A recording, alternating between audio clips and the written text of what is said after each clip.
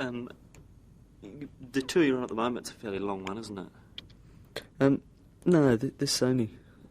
But I mean, you just started one. Then you're going to. Yeah, we'll.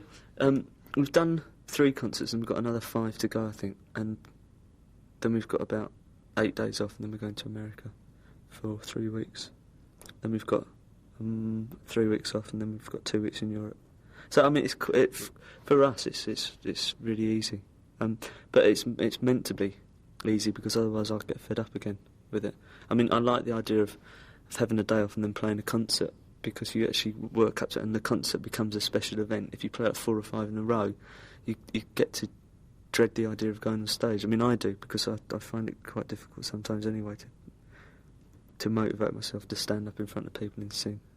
I mean, it's awful when you know you've got to do it and you don't want to, because it's like, I think to myself, well, I only started this because I didn't ever want to have to do something I didn't want to do. And I've got to the stage now where I'm obliged to do certain things. I'm grown up now.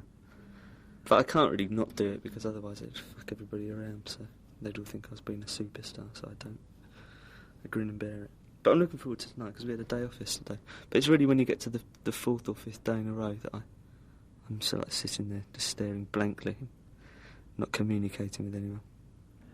What's your relationship with the Banshees like at the moment?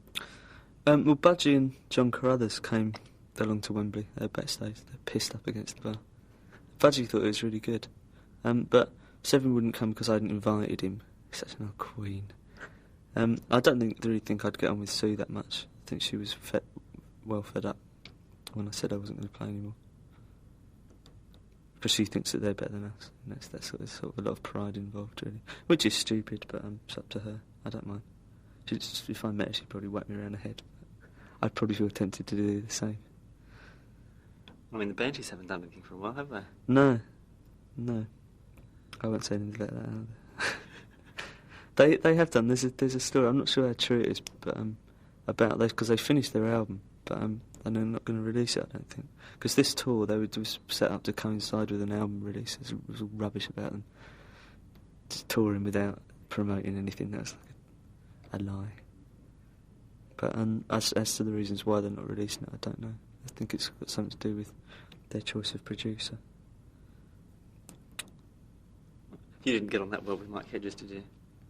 I didn't on the Banshees recording. No, I had done up until then. I do now. I met him again. He's doing Mark Armand stuff, and I really got on with him. I think it's just because after 3 albums of working with him, I got to the point where I sort of exhausted our professional relationship, and on the Banshees, particularly with me having very little say in what things sounded like, I got very frustrated just sitting there listening to things. So I kept thinking we're going wrong. So rather than sit there and just boil, and realising that arguing got me nowhere, I tend to leave the studio, and that was interpreted as a lack of interest, which it wasn't. It was either that or I just spent the whole time moaning, which made them even more fed up. So I tended to stay away from all the mixing sessions, and they took that as a sign that I didn't really care what it sounded like. But which is stupid, because if I didn't have any say in it anyway, it's just one more person drunk in the corner. But yeah, I get on with him fine now. He's alright. He's changed quite a lot anyway. The Banshees wound him up as much as he wound everybody else up. So are there still things that you'd like to do that you haven't done yet?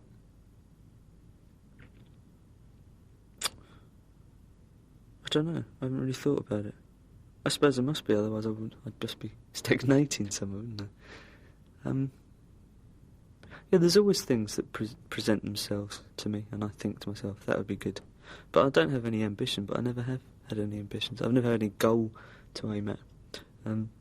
Because I think it makes you a bit desperate if you haven't reached your goal after you set yourself an amount of time. I think it's cack to live like that. But if something is there, and I think that might be odd, or that would be exciting to do that, then I usually do it. Not always in public. Do you care to give examples? No, I won't. I was just thinking about something very awful then. No, I mean in a musical sense, we do anyway. I mean that everything we do, I think, is different. some is more different than others. I don't know. It's not like a progression. It's not like we're trying to get anywhere or trying to get bigger or trying to break markets and things like that. Because again, like the work ethic of the Cure has always been one that if people are still interested in what we do and we're still interested, and like if we can justify what we do to ourselves, then there's no reason to justify it to other people. Then we carry on making records. I mean, I still think that most things I hear are garbage, you know, that are made by other people. So that motivates me to carry on. Plus, I'd like to go and see us live as well. I think we're really good live. I think we're much more entertaining than people make out in reviews. Have you bought any records this year, or any records this year that have been?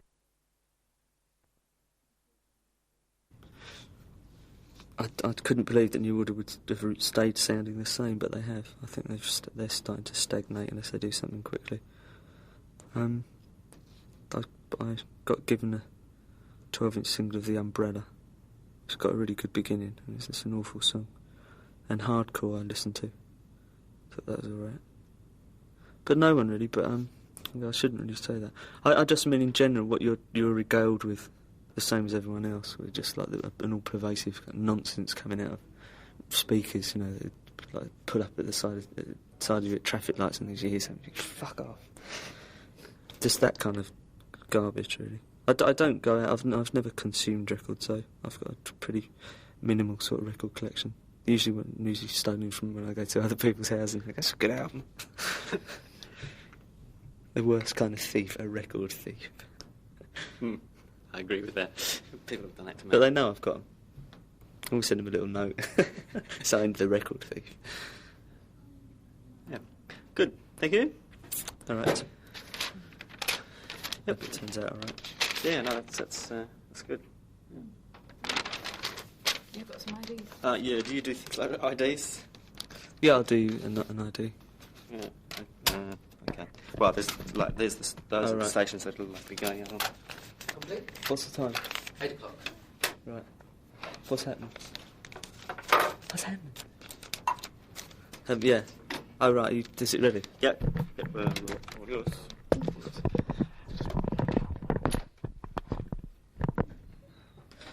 Hello, this is Robert from The Cure on Triple M FM Sydney. This You don't need to say. Don't know? All right. Say where they go. Okay. Hello, this is Robert on Eon FM, and you're listening to one of our songs.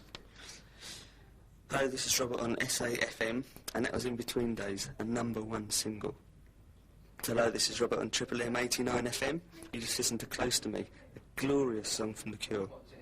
Hello, this is Robert on Triple Z, and you're listening to Robert on Triple Z, and you're listening to Robert on Triple Z. Right.